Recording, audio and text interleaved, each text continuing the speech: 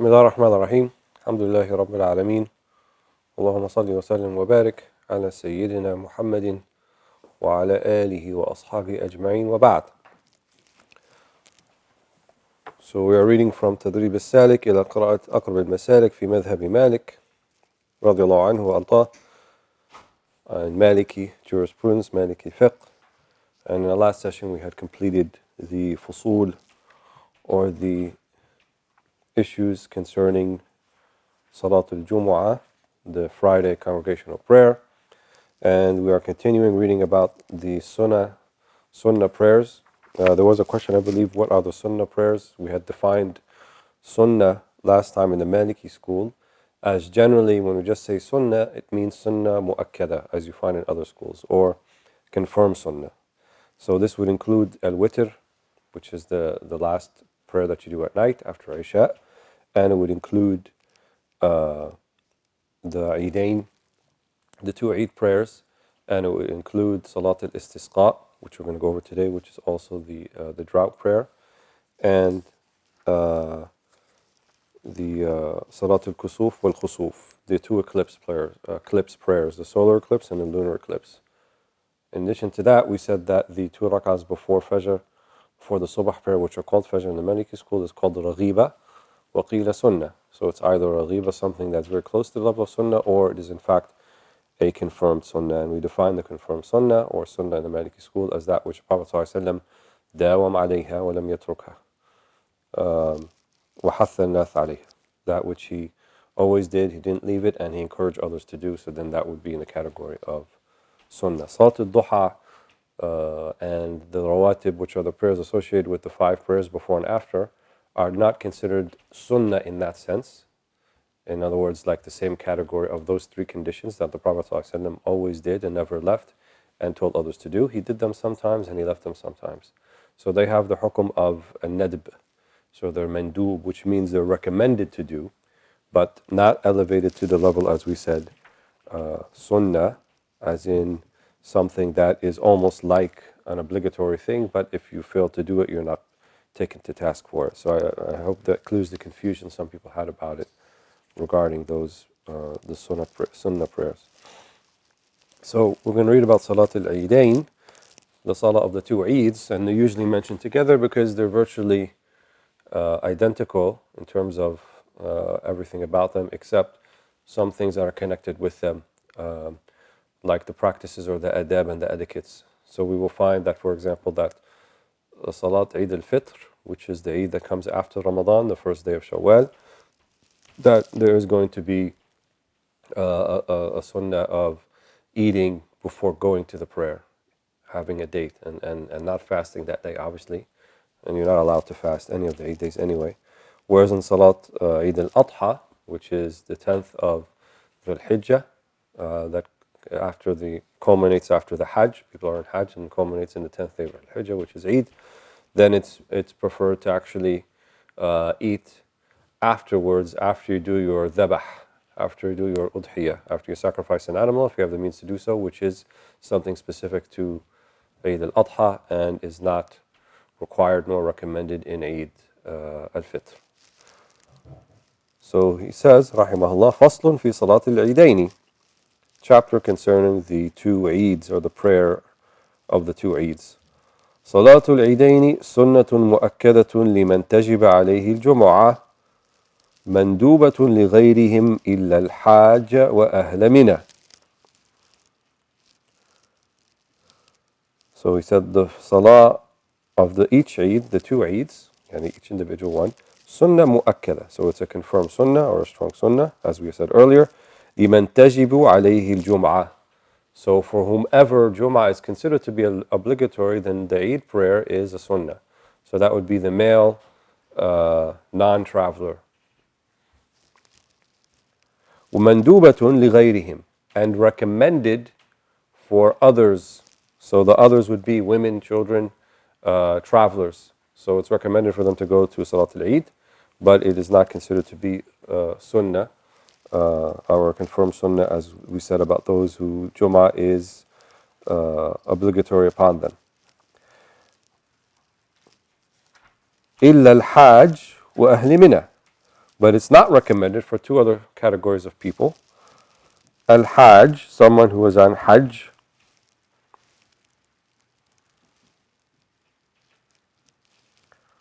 and Ahli Mina, those who are staying in Mina during the time of Hajj, also not recommended for the Hajj because he's going to be busy with doing other things.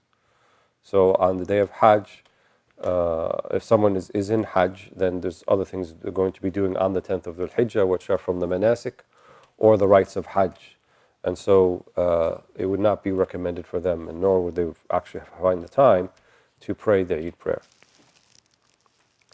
وهي ركعتان من حل النافلة إلى الزوال.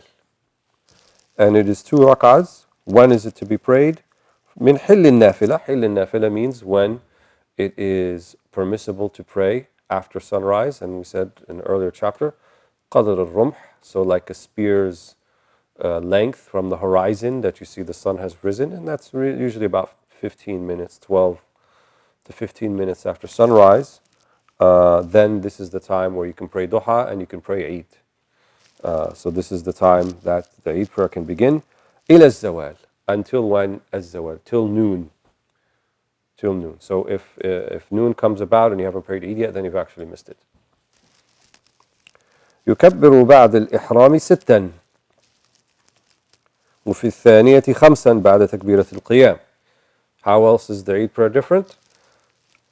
There are 7 takbiras or Allahu Akbar in the beginning. So takbirat al-ihram, which is the fard, it's called the opening takbir. And then there are 6 after that. And then the imam would only pause between each takbirah to hear the ma'mumeen, to hear the people behind him say Allahu Akbar. So we'd say Allahu Akbar, then the people behind Allahu Akbar, Allahu Akbar. 7 in the beginning. وفي الثانية, and in the second rak'ah, 5. بعد تكبيرة القيام. So 5 not including the takbirat al-qiyam, or the takbirah when you're rising from the prostration position. So that's as you're rising from the prostration, you say Allahu Akbar till you're standing upright. Then you would do 5 more. And then the people behind him would do the same. وَلَا يَفْصَلْ إِلَّا بِقَدْرِ تَكْبِيرِ الْمُؤْتَمِ, as we said. And there is no pause between them except to give the people behind him a chance to say the takbirah behind him. وَتَحَرَّاهُ الْمُؤْتَمُّ إِن لَمْ يَسْمَعْ. This may not be such a thing anymore, but it used to be when you had a very large congregation, especially in Eid, it's very large. You may not hear the imam say the takbirah. So he says, تَحَرَّاهُ الْمُؤْتَمُّ. So the mu'tam يتحرى, يعني try to, with your best estimate, say them at the same time or right after the imam, even if you can't hear them. إن لم يسمع, if you can't hear them. فإن نسيه أو بعضه وتذكره قبل أن يركع أتى به وأعاد القراءة وسجد بعد السلام. فإن تذكره بعد أن ركع تركه وسجد قبل السلام ولو لتكبيرة واحدة. This is describing the case if you forget one of them, the imam. فإن نسيه أو بعضه وتذكره قبل أن يركع أتى به. So if you forget one of the takbirs, the extra ones, that is, not takbirat al-ihram, because that's obligatory. وَتَذَكَّرُهُ قَبْلَ أَنْ يَرْكَعَ. And then he remembers before he goes into ruku'. So he already started reading the Fatiha and reading the other surah. Then he said, oh wait, I only said 4, and not the 7, or not the 6 after the takbirat al-ihram. Then he goes back and says the additional Allahu Akbar, Allahu Akbar. Then he rereads Fatiha and the surah. This is all if he does it before the ruku'. That's why he says وَأَعَدَ الْقِرَاءَ وَسَجَدَ بَعْدَ السَّلَامِ. Right? And then the sujood al-sahw, the prostration of forgetfulness, is after the salam. Why? Because the rule in the school is that for an extra thing, an added thing, you do the sujood after the salam. So he would give his salam alaikum, and then he would do the sujood, read the tashahhud again, and then another salam. فإن تذكره بعد أن ركع. However, if he remembers after he goes into ruku', تركه. تركه means don't go back. If you actually were to go back, it would invalidate the prayer. Because you don't leave a fard, which is the ruku', to go back for a sunnah, which is the extra takbir. وَسَجَدَ قَبْلَ السَّلَامِ. And then he would make the sujood before the salam, sujood sahw. Why? Because he omitted something, and the rule says if you omit something, you do the sujood before the salam. وَلَوْ لِتَكْبِيرَةٍ وَاحِدَةٍ. Even if you only forgot one. Why? Because every takbirah is a sunnah. And we said, you only make sujood sahw for the sunnahs of the prayer. وَمَنْ أَدْرَكَ الْإِمَامَ قَبْلَ أَنْ يَرْكَعَ أَتَى بِتَكْبِيرٍ فإن ركع الإمام تركه وتبعه.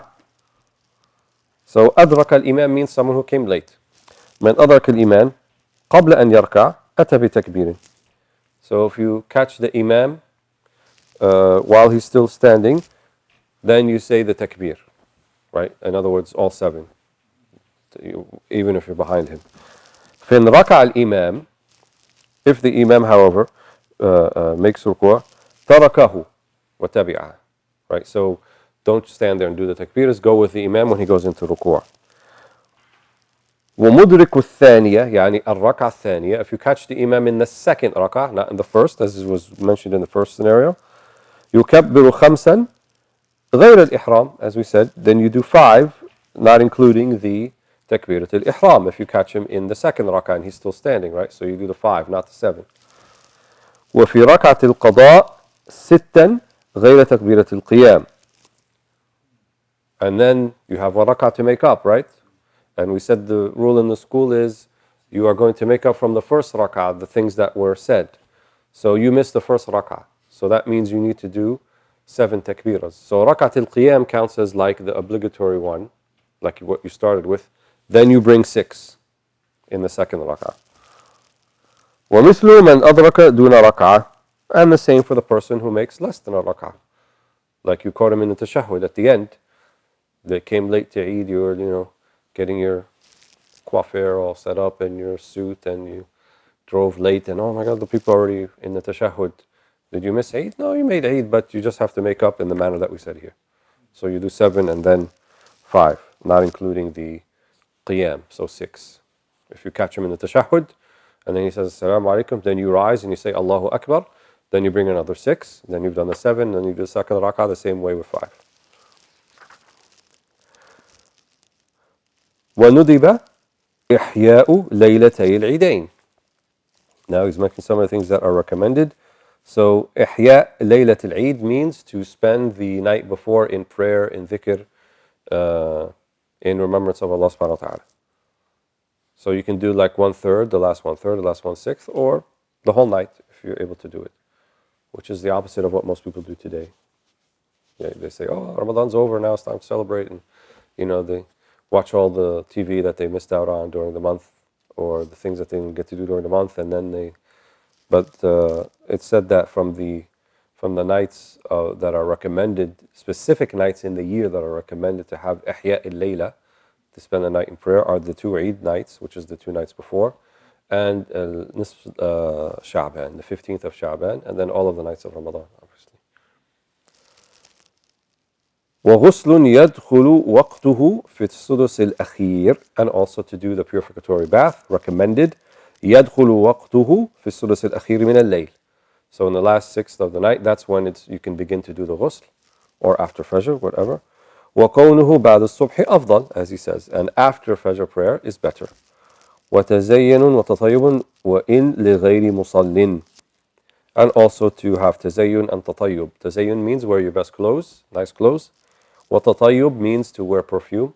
So for men, they could wear it outside. For women, the tazayyun and the tatayyub would be in their house, not outside. وإن لغير مصل. Even if you're not participating in the prayer that day, like a woman who's menstruating or something like that, still it's Eid for her, so she should, wear nice things if she likes, and that sort of thing inside her house. ومشي في الذهاب وإبدال الطريق في الرجوع. And to walk, if you can, towards the Musalla al-Eid, where you're going to pray Eid. وإبدال الطريق في الرجوع. And taking a different route on the way back. They said the wisdom behind this is twofold. One, remember, this is a congregation of people that you may only see once in a year. So if you take a different way on the way back, you're going to see different people than you saw going. And also it says that the malaika are going to be present. So there'll be different groups of malaika, inshallah, that will greet you on the way going as opposed to the way back. وفطر قبل الغدو وكونه على تمر وتأخيره في النحر والأفضل للمضحي الإفطار على شيء من أضحيته. This is concerning about what we said earlier about eating. وفطر قبل الغدو وكونه على تمر. So if it's Eid al-Fitr after Ramadan, 1st of Shawwal, then to have tamar, to have a date or dates before you go is the recommended thing to do. وتأخيره في النحر, and then to delay eating until after you get back and have slaughtered your animal, if you're going to slaughter an animal, and then to eat from that is what's recommended for Eid al-Adha. Even though we know in Eid al-Adha you can slaughter any of the 4 days. So you can slaughter the day of Eid or any of the 3 days afterwards.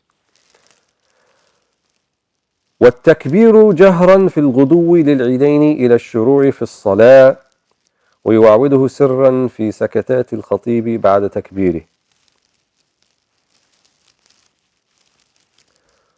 والتكبير جهرا, which means to say the takbir جهرا, out loud, في الغدو للعيدين, as you are heading towards, making out towards al-Eid. And simply you could say Allahu Akbar, Allahu Akbar, Allahu Akbar 3 times, or you can say Allahu Akbar, Allahu Akbar, La ilaha illallah wa la ilhamd. And then there is the sigha of Imam al-Shafi'i, Allahu Akbar kabira wa hamdulillahi kathira wa subhanallah bukratan wa asila ila akhirih. This also, all of that is at the very least permissible, jaiz, or even recommended.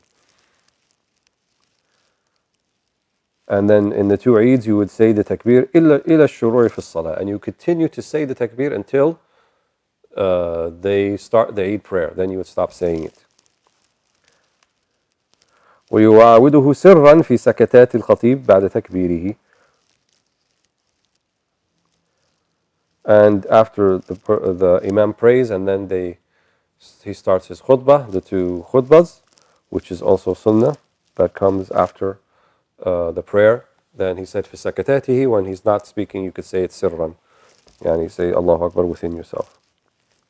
وإيقاعهما بالمصلى إلا بمكة, and to have the Eid prayers done in what's called al-musalla rather than the masjid. Of course, for those who are able to do so. In some countries, like the Gulf countries, they actually have particular areas, open areas in the desert that are big, that are set up for the Eid prayer. And the reason for this is because the number is so many people. If it was in the masjid, it would not really hold all of those people who want to go. So they have it in a big open area.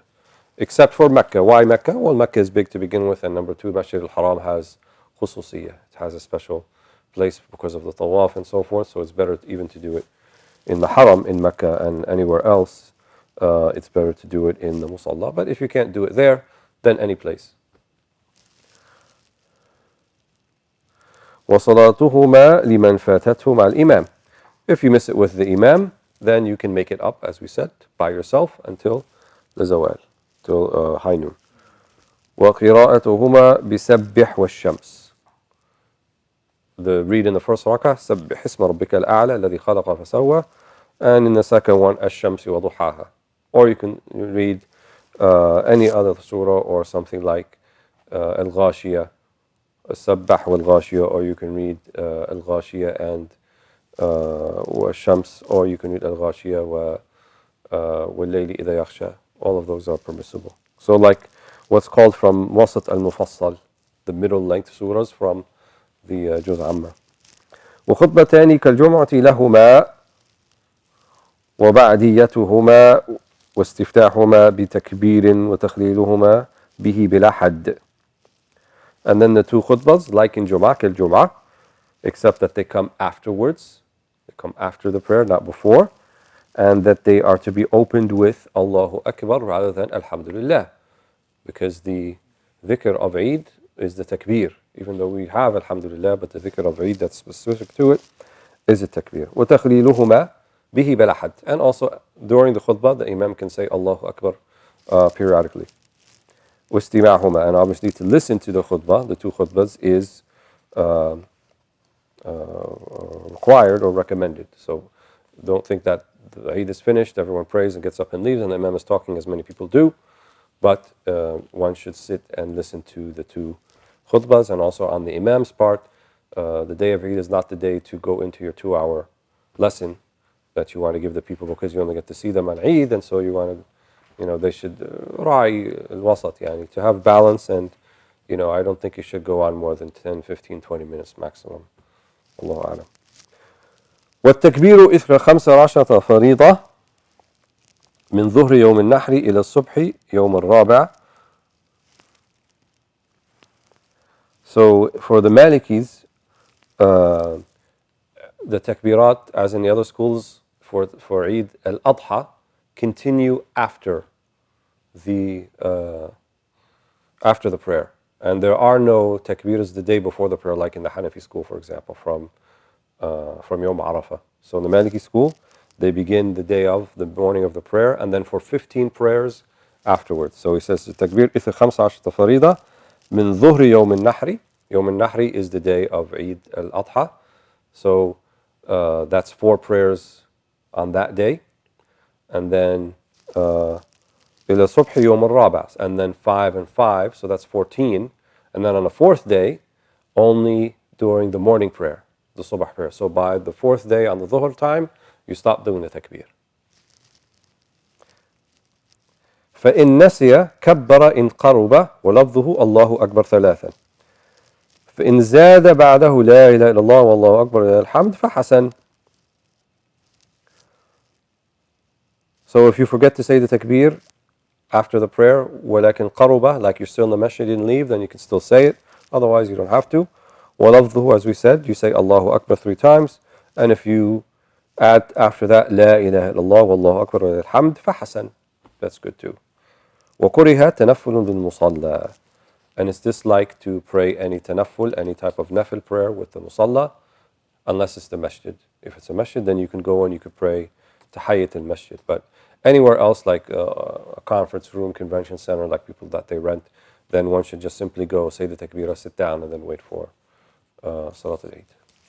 Wallahu a'lam. So that's the Eid prayer. As we said, is a strong sunnah. The next one after that, فصل في صلاة الكسوف والخسوف. So section concerning the prayer of the solar eclipse and of the lunar eclipse. So as we know, generally the solar eclipse is when the sun is blocked by the moon, and that happens during the day. And the lunar eclipse is the opposite, when the sun gets in the way of the earth and the moon, and so the moon then, which would be normally a full moon night, the moon is blocked.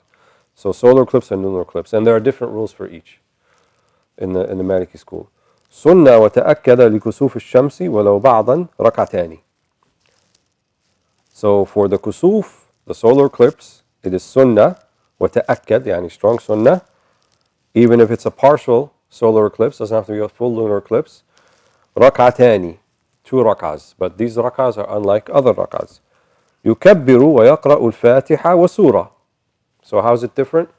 You say Allahu Akbar, and then you read the Fatiha and a surah afterwards, a chapter. ويركع, then you go down into ruku'. ثم يرفع, then you go back up. You don't go into sujood. So it's not like any other prayer.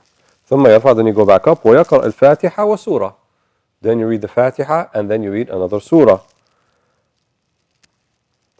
ثم يركع ويرفع, then you go into sujood. So you're doing like a double. So 2 Fatihas and 2 surahs. In between them is ruku'. Then you're going to do a second ruku', and then you're going to go back up and then go down for sujood, as normally you would do. ويفعل في الثانية كذلك. And you do the same thing in the second rak'ah. And in the Sahih hadith that the Prophet ﷺ actually read with Surah Al-Baqarah in the first qira'ah, and then one of the areas says Surah Al-Nisa, and then after that he read Surah Ali Imran.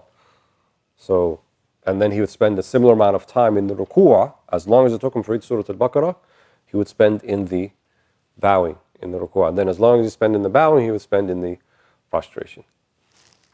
So,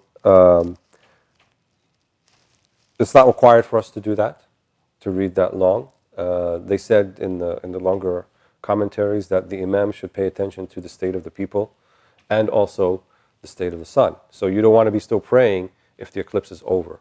That's the whole idea. So you only want to be praying as long as the eclipse is going on and not longer than that. وَوَقْتُهَا كَالْعِيدَيْنِ. And it's time to be prayed like the two Eid prayers, which means anywhere from right after sunrise, typically, till noon, till the Dhuhr time. What if it happens after that? What if the solar eclipse is after Dhuhr, after Asr? The main opinion in the school says then you don't do the eclipse prayer. So it has to be between the zawal, the time that normally would be from after sunrise until the Dhuhr time, the time of Duha yani. Another opinion says you would do it anyway, wallahu a'lam. But the stronger opinion is that you would not do it then, because the time for such a supererogatory voluntary prayer would be during the time, when there are no obligatory prayers, which is between the sunrise until the Dhuhr time. ويستحب, and it's recommended, and this is what we said earlier, القراءة فيها بالطوال سرا, and also to read with long surahs sirran, silently. So why? Because the day prayers are silent prayers. So that means the Imam, he could be reading Surah Al-Baqarah silently. So you're just standing there, you don't even know what he's reading. So some of them said that if someone's going to do that, then they could read themselves the Baqarah if they're doing that. And some of them said, well, the Imam could read aloud if he feels like the people will not be able to take it. And again, you don't have to read Surah Al-Baqarah. It could be something, less than that, like Yasin, perhaps would be more of a middle path. وتطويل الركوع والسجود نحو من البقرة إلا لخوف خروج وقت أو ضرر مؤتم, as we said earlier.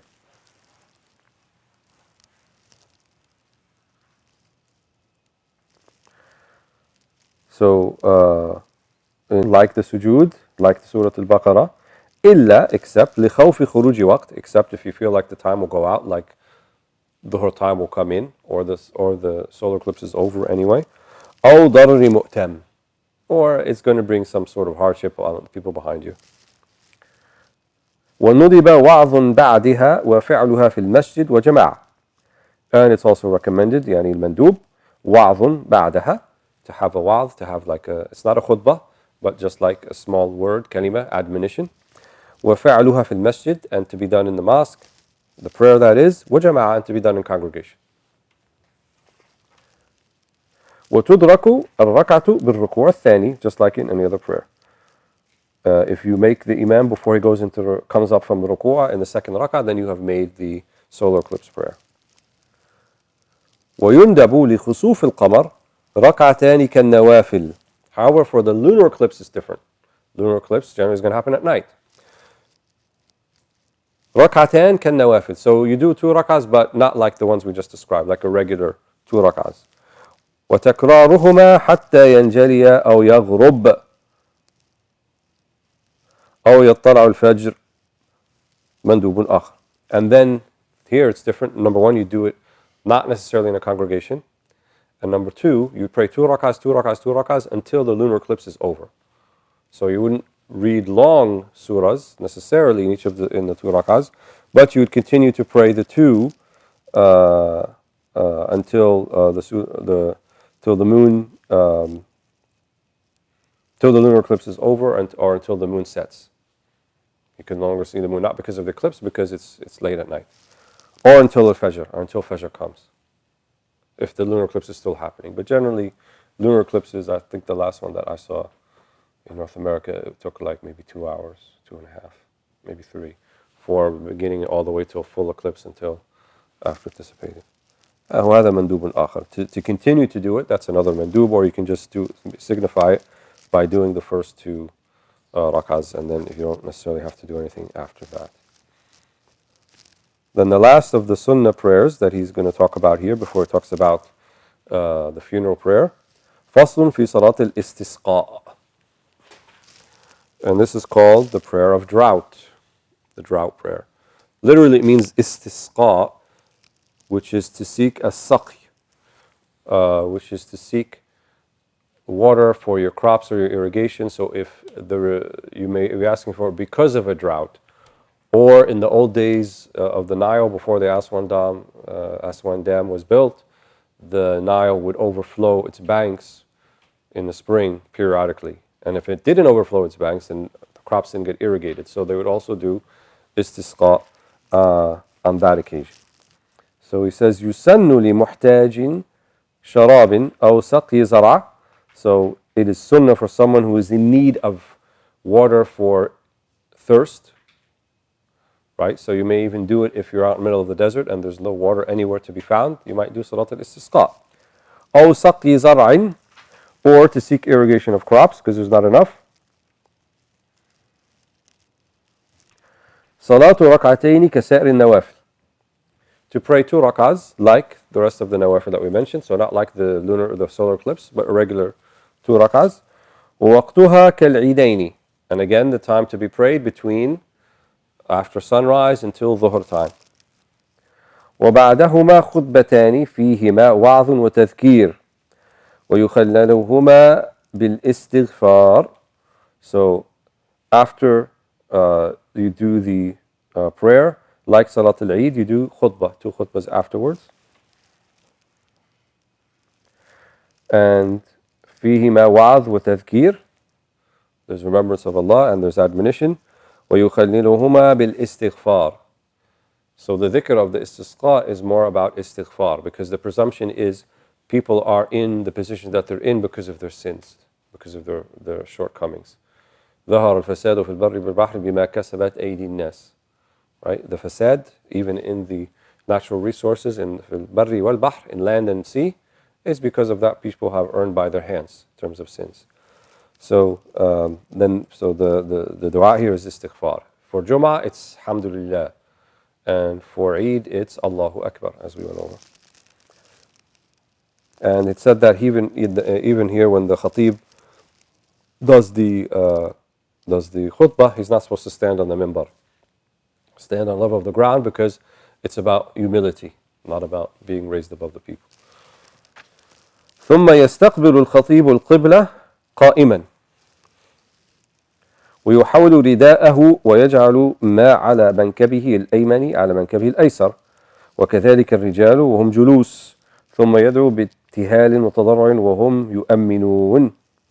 Then something unique to the rida, to the istisqa, the khatib, after he's done with the khutbah, turns around, faces the qibla, and if he has a rida, which is just like a shawl that's over his shoulders, he is to take it off and then flip it around like this. So what was on the right now is on the left, and what was on the left is now on the right, and then he puts it back on his shoulders. He does that while standing, and the rest of the men, if they are there, sitting, they remain sitting and do the same thing. وَكَذَلِكَ رِجَالُهُمْ جُلُوسًا ثُمَّ يَدْعُو بِابْتِهَالٍ وَتَضَرُّعٍ. Then he makes dua and ibtihal, seeking Allah's forgiveness. وَهُمْ يُؤَمِّنُونَ, and they are to say Ameen. And it signifies kind of tawbah, signifies repentance or istighfar, and turning over kind of a new leaf, so to speak. So putting the right on the left and the left on the right is signifying this. وَتَكْرَارُهُ إِذَا لَمْ يَحْصُلْ السَّقْيُ الْكَافِي. And this istisqa, the prayer itself, can be repeated, days after, one after the other, until it starts to rain or until the water comes. ويستحب, and it's recommended, أن يخرج له ضحى ماشين ببذلة وانكسار ولا يتخلف عنها إلا شابة أو غير مميز.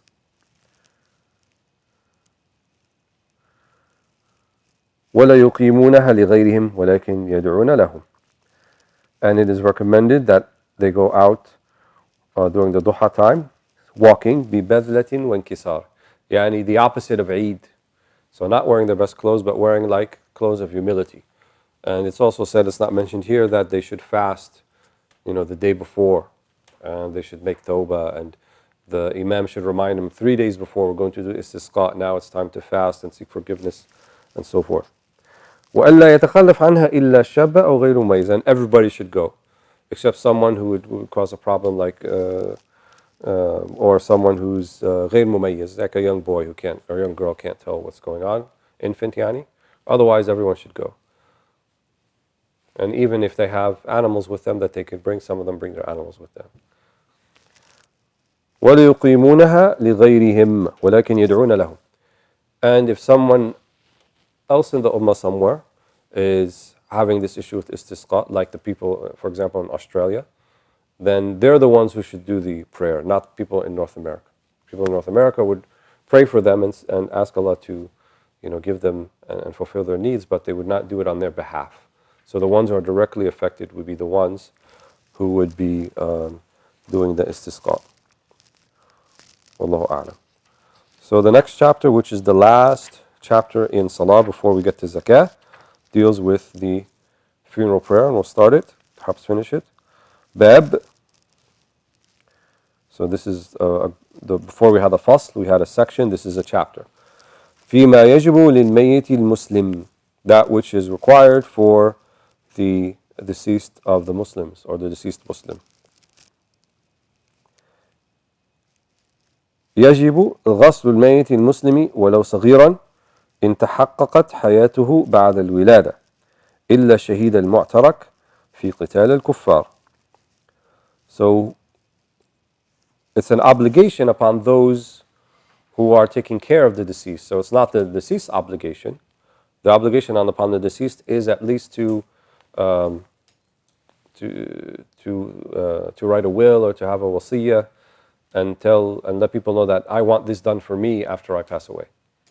Usually in a Muslim country that's a given, but if you're not in a Muslim country, especially if you have non-Muslim relatives, then I would say it's required for you to write something indicating how you want your body to be taken care of or disposed of after you pass away. And I've heard many cases of people who didn't do that, who were Muslim, and they got cremated, and the family of the deceased who were not Muslim kind of did that. So it's a good practice, and I would say a required practice to, even if you have a Muslim family, to say, I want my body to be washed in the way of the Sunnah. So then it becomes an obligation upon those who are closest, or it's a communal obligation. So the community is obligated to take care of the deceased. يجب غسل الميت المسلم ولو صغيرا. So it's obligatory to wash the body, even if it's a child or an infant. إن تحققت حياته بعد الولادة. So that would mean if they even lived a second after birth. So not a stillborn baby. So even a baby that lived for moments after birth. In other words, it was born and it breathed life, and then la qaddar Allah, it passed away. That baby would be buried, and it would also have ghusl. Yajibu. I would say, though, for those people who have a stillborn baby, they can still wash it and they can still bury it, but it's not required to do it. إلا شهيد المعترك. Except, who are the exceptions who are not to be washed? شهيد المعترك في قتال الكفار. So the shaheed of battle, right? The shaheed who dies in qital, who dies in fighting, in a just war, in a just fight against non-Muslims, not against other Muslims. So not sectarian violence, even though nowadays we hear that all the time, that we call these people shuhada. They may be shuhada, but not in the sense of do they have this particular aspect to them that their bodies are not to be washed. No, it has to be against non-Muslims and not Muslims fighting one another, because it's not called fi sabilillah at that point. It's called radd as-sa'il, yani or qatl al-bughat. So that's a different ruling, and even though it could be a just fight, right? People who claim Islam but are terrorists, and there are militaries who are taking on those people, technically we wouldn't call them shaheed according to the nas, according to this text, even though they're shaheed in meaning, but not in terms of how we treat the body. Wallahu a'lam. That was the opinion that I understand here. وَغُسْلِ الْجَنَابَةِ إِجْرَاءً وَكَمَالًا.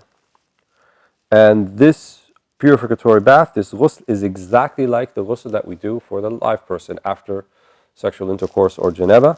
إِجْرَاءً, إِجْزَاءً وَكَمَالًا. So in terms of how we do it, and in the same style, and that which is required, it's the same thing as required of the deceased body. ويندب تنظيفه قبل ذلك بكالسدر مع الماء وبعده بماء فيه كافور.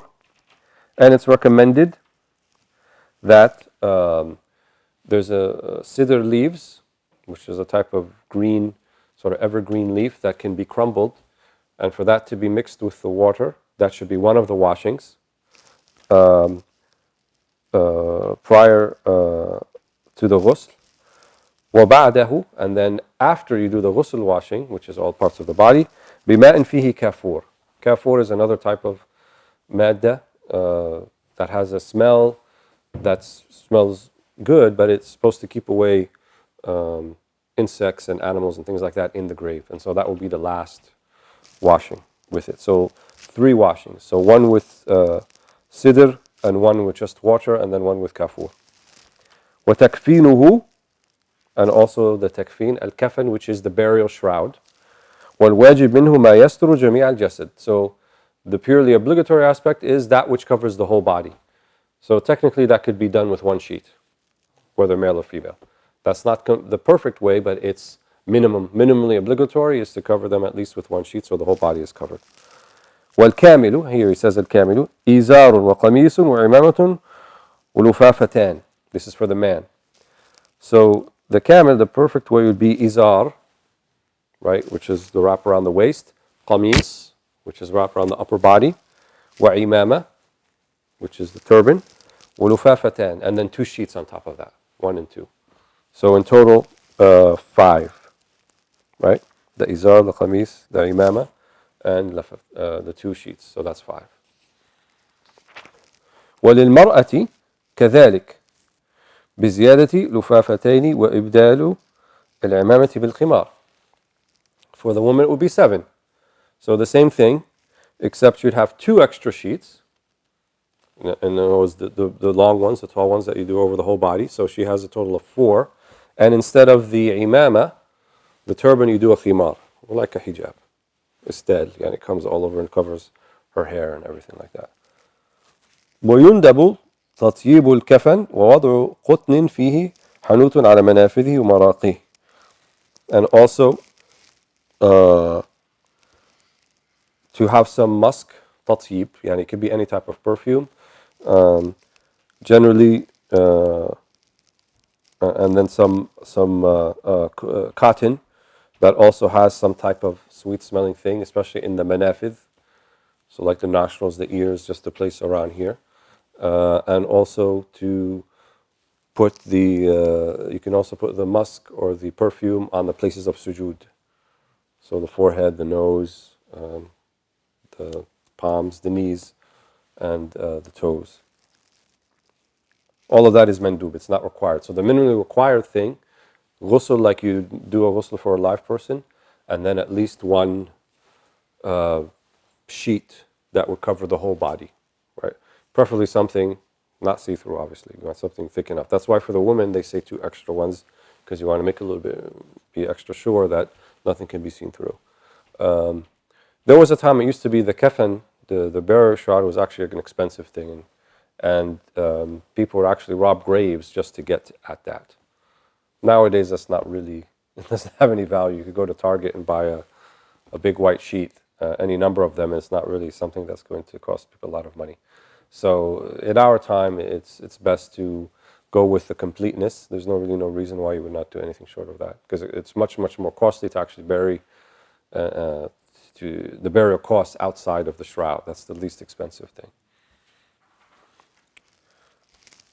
وَالصَّلَاةُ عَلَيْهِ مِنْ فُرُودِ الْكِفَايَةِ.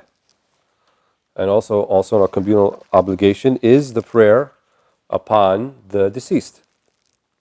وأركانها النية وقيام وأربع تكبيرات ودعاء بينهن للميت بما تيسر والسلام. So in the Maliki school, it's 4 takbirat, like in the other schools. There's no sujood, there's no ruku'.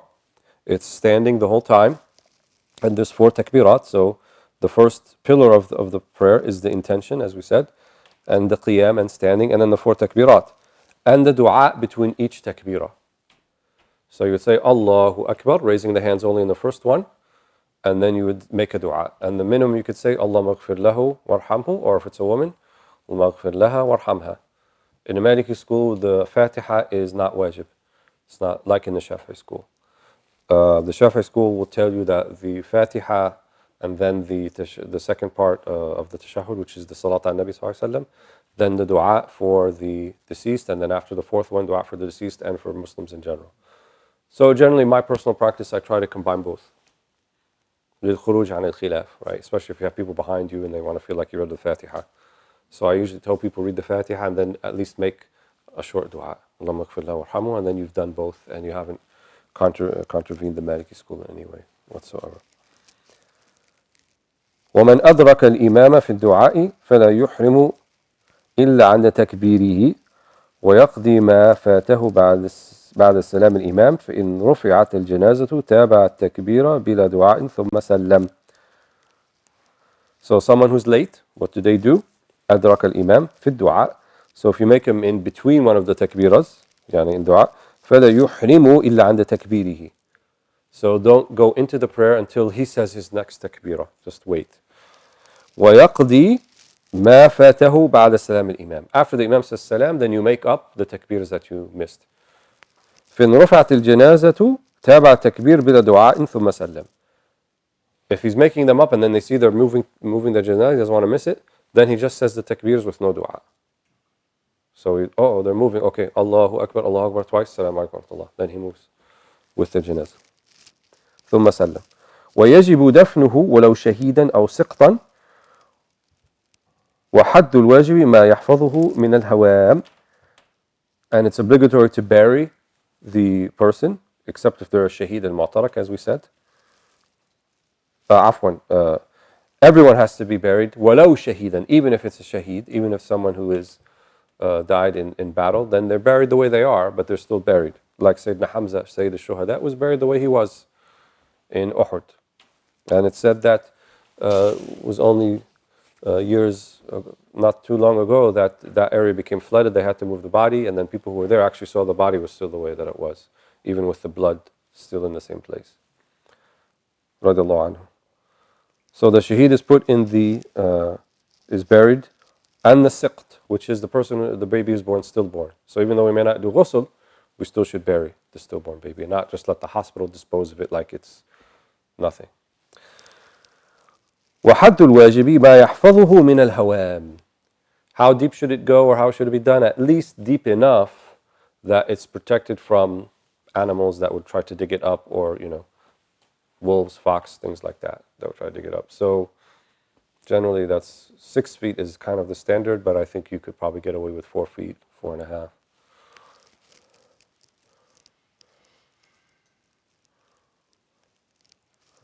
The exception to that would be, they mentioned this specifically in Egypt, where you find that bodies are often buried above ground, especially in the Nile Delta. And the reason for that is literally you dig 6 inches and there's water, because it's extremely fertile, and the Nile Delta region, the water reaches everywhere. So in that case, the ulama, so it's not the rumor that people said they're burying like they did in the Pharaonic times, because Egyptians are Pharaonic. It's a rumor spread by some people who don't know anything. The reason for it, and the ulama gave the fatwa during their day, is because if you put the body in the water, it's going to ruin the body. So they built kind of these mausoleum type structures above ground in order to bury. And you find where there is no water issue, they bury below ground, like in the desert, so forth. So you would not bury above ground except for some pressing reason like that.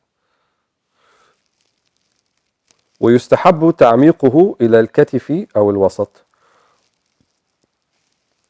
And this is to make it the grave deep enough so that it covers, obviously, the whole body. But he said at least the shoulder or the wasat, or so it should be deep enough. واللحد والوضع على اليمين مقبلا. So the lahad, there's 2 types of ways that you can bury. The lahad and the shaq. So the lahad is you actually dig deep and you make kind of a build around the body. So in all scenarios, we would not put dirt directly on the body. We not like take the shovels and put directly on the body. We would have a lahad, which would be like use bricks to build around the body and you make a space just big enough for the body to put it on its right side, and then you put bricks around it.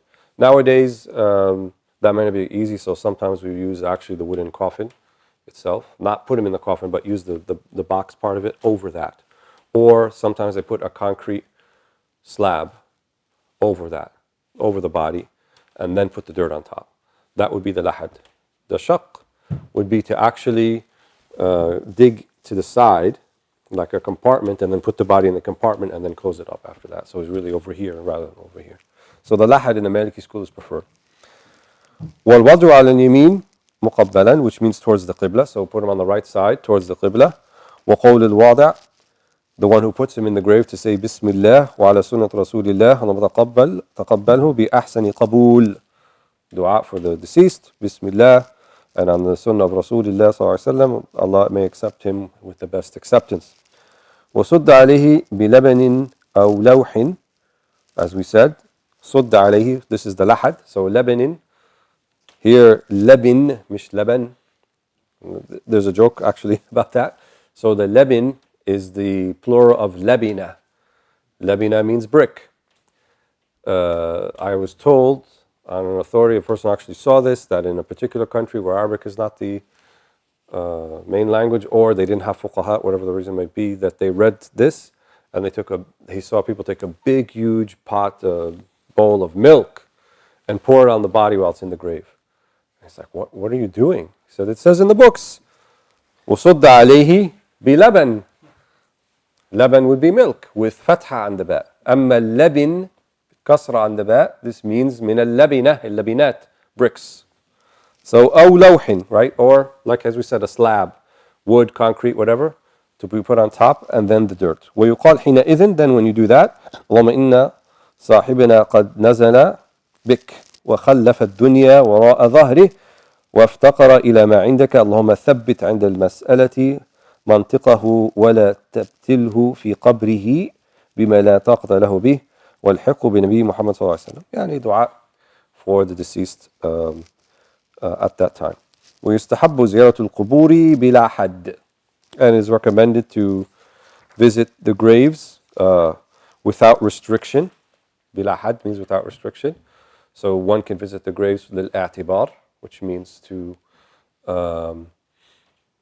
to recall death and to remind oneself of death. That's a good reason. And one could also visit to visit a particular person, right? Or to visit someone from Al-Salihin or Al-Anbiya or Al-Awliya also. Because we believe there's a connection between the deceased person and the place that they are buried, even though they may not be limited to that particular place. ويكره تجصيصها والبناء عليها وقد يحرم لما يعرض من قصد المباهاة أو فتنة لصاحبه أو وقفية الأرض ويسترفعها. So it's disliked for the tajsis, which means to kind of put plaster over it and make like a binat, like a what would be a tomb basically. But there's a reason for this. Here it said is disliked, وَيَحْرُمْ, and it's haram if someone intends with it mubaha. Mubaha means like, out of pride and to say, oh look, this is a distinguished person, like if someone wants that for themselves. Or if the land where he's being buried is waqf, it's an endowment. So you'll be taking up a larger space than what is allotted to you. And so the fatwa of like Al-Izz ibn Abd al-Salam in Egypt a long time ago, and people didn't understand that, it was because Qarafat Misr, that the Arafah of Egypt is waqf. And so he said that people shouldn't build tombs there because they're taking up much more space than they are allotted. Some of the muta'akhirin, the later ulama, they said one could write the name on it and make a kind of symbol or distinction, especially if it's a distinguished person. Not if they were distinguished because of dunya, but distinguished because of what we think about them in terms of akhirah. So if they're from Ahl al-Bayt or from al-Awliya al-Salihin, something like that, then people to know where they are so that they can visit them. They said, لا بأس بذلك. ويستحب تسنيم القبور وعدم رفعها. And it is recommended to have tasneem, to make it like a sanam, which is a hump. So to hump the grave, not to have it flat. So like a camel hump like that. And leave it like that. This is the mustahab, the preferred in the Maliki school, and not to raise it right, with things on top, but just to make it like this. Wallahu a'lam.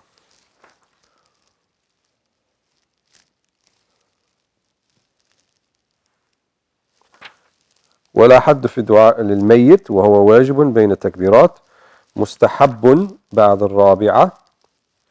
قال الإمام ابن أبي زيد ومن أحسن ما قيل في ذلك الحمد لله الذي أمات وأحيا الحمد لله الذي يحيي الموتى. So this is dua one could say in the 4 dua.